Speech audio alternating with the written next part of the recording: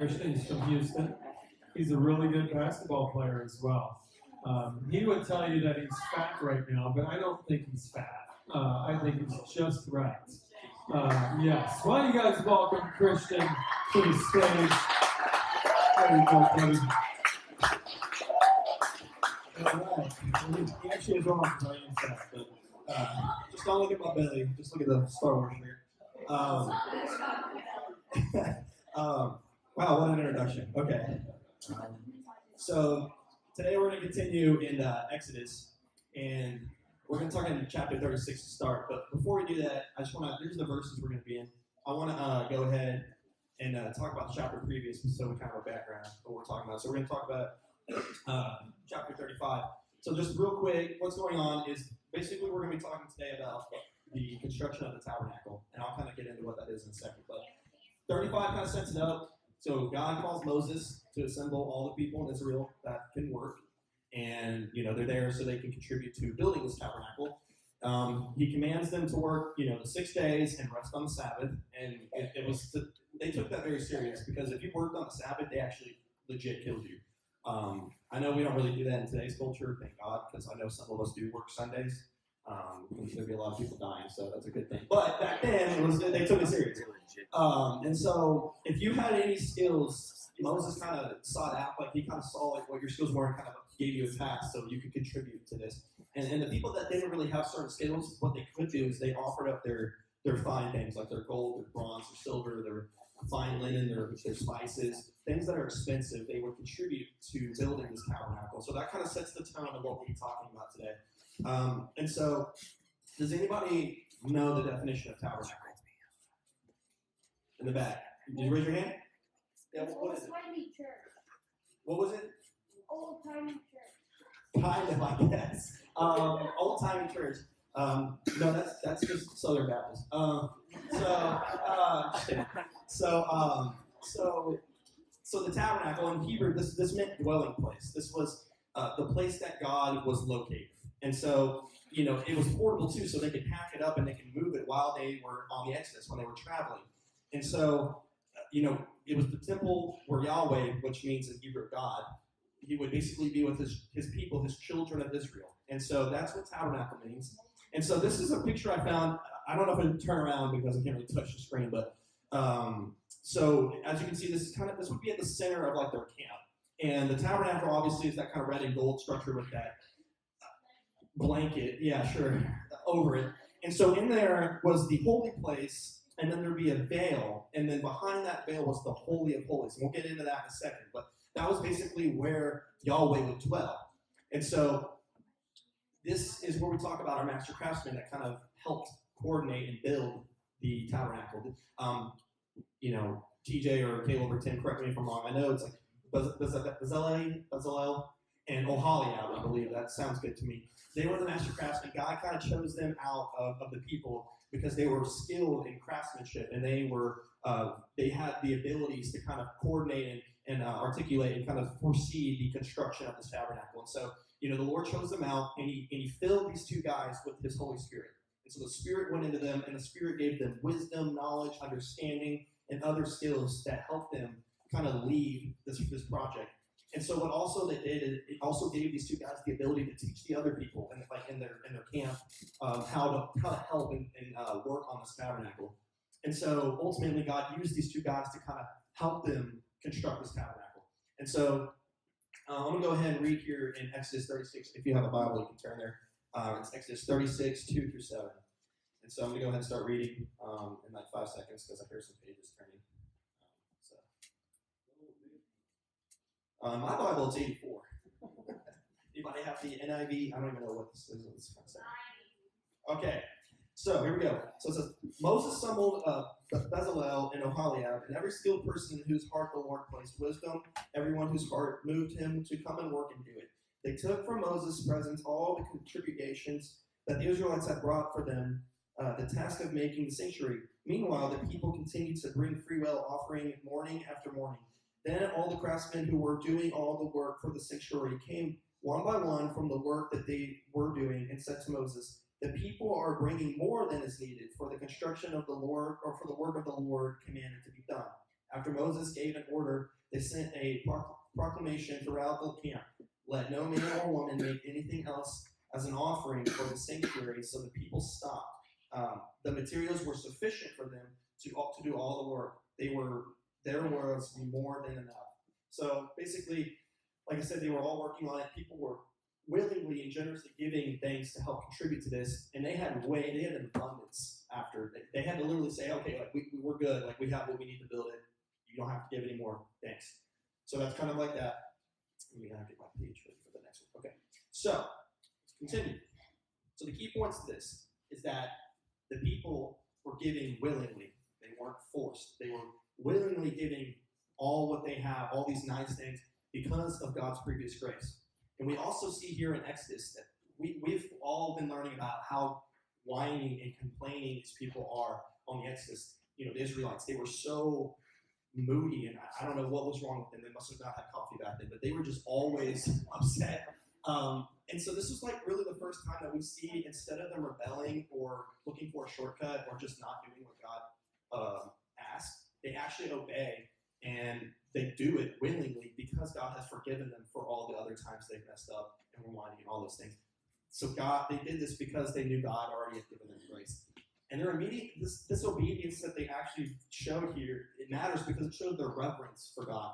And, I'm a college kid. I had to look up the definition of reverence to be sure. Reverence means deep respect. And so out of deep respect for God and his grace that he had shown them abundantly, these people were giving all these fine things to help contribute to his temple or the tabernacle. And so I just wrote on there that obviously we should do the same. We'll get a little bit more into that at the end when I wrap things up. But let's continue. So this is just kind of a side verse. This kind of is like what happened. So fast forward all the way to 39, 42, 43. And this says that the Israelites had done all the work according to everything that the Lord had commanded Moses. Moses inspected all the work that they had accomplished, all the work that they had accomplished, they had done just as the Lord commanded, and then Moses blessed them. So basically, you got Moses doing a quality inspection. There's like hard hat on. He's looking at the tabernacle. He's like, all right, looks good. This is exactly how God wanted it. Check. Like we're good. So that's just kind of a follow-up of the construction. So it was good. And then lastly, this is the last long verse we're going to read, I promise. I know that sometimes you're like, oh man, that's a long one. Okay. So this is 40, 34 through 38. And this is the Lord's glory. It says, we're gonna break this down in a sec, but I'm going to read it. So it says, the cloud covered the tent of meeting, and the glory of the Lord filled the tabernacle. Moses was unable to enter the tent of meeting because the cloud rested on it, and the glory of the Lord filled the tabernacle. The Israelites set out whenever the cloud was taken up from the tabernacle throughout the stages of their journey. And the cloud, if the cloud was not taken up, they did not set out until the day it was taken up. For the cloud of the Lord was over the tabernacle by day, and there was a fire inside the cloud by night, visible to the entire house of Israel throughout the stages of their journey. Okay, so I know that was a lot, but we're going to kind of break down some key points. Okay, well, before we do that, I thought we'd go ahead and look inside the tabernacle. This is pretty cool. So I'm no theologian, okay, but so that's the holy place, the chunk of it. And, I'm pretty sure anybody could go in there. That was, the hangout area for whatever they were doing in there. But then there's the veil, that big curtain right there. And that's important. We'll get to that in a sec too. But that separated the holy place from the holies of holies. And I'm not like I said, no theologian. I think that's the Ark of the Covenant, but I'm not sure. But long story short, it is okay. So long story short, I'm not sure if we've already learned this, but if y'all didn't know this, back then it was a lot harder to have your sins forgiven. There's a thing called atonement. I think we've heard it before. But long story short, what would happen is the high priest on one day of the year, the Day of Atonement, would have to, he would have to first cleanse himself. He was the only one that could go past this veil because God actually dwelled in the holies of holies. And if anybody else went in there, other than the high priest on that one specific day of the year, they would die. They just drop dead. And so that veil was the barrier to God. And so we'll get to why that's important in a second. But anyway, so breaking down chapter, was it 39? 40. So key points, I'll break this down pretty short because I like to have my long bullet points if I get lost. So obviously, the tabernacle represented God dwelling among us because he was at the center of the camp. He was always with his people, and that's important. And it shows that God's in the midst of our lives. He's not some God that we worship that isn't with us. He's not in another planet or another universe or not even existent. He's with us. He's there right next to us. And so that's why the tabernacle, it was important because it signified that. And also, I want to go back to the verse where it talks about the clouds by day and the fire and the cloud by night. And that's cool because that will also show that he was there. Because when that cloud was there in the day, they saw it. They knew that obviously God was right there. If it was like right above the tabernacle, they would know that they were to stay there. But if the cloud raised up in the day, they'd be like, oh, like God wants us to pack things up, and we're going to go wherever the cloud goes. And so that was kind of their compass in a way. That's pretty cool. And so, like I said, that veil separated the holy place from the holies of holies where God was. And the veil actually represents something, and that's sin. And this is the kind of a key point here is that back then it was so complicated for them just to go and talk to God or to be in God's presence. And it's a lot different than today where we don't have that. But like I said, it was just difficult because the holy place, the holies of holies, no one could just enter. It was only the high priest. And that was difficult. And so the tabernacle declared that there had to be a better way. There had to be an easier way for us to go to God without barriers. And that's obviously, we know what the bridge is. And if you don't, well, here's the greatest news of all time. That bridge was the perfect mediator, and his name was Jesus Christ. And it says here in John 1:14 that when Jesus died, and I'll read it, it says, the Word became flesh and made his dwelling among us. We have all seen his glory and the glory of the one and only Son who came from the Father, full of grace and truth. So we know that Jesus came to earth and he's what destroyed that veil, that barrier that hindered us to God's unlimited access. And so, an unhindered access. And so, Jesus took our place on that cross.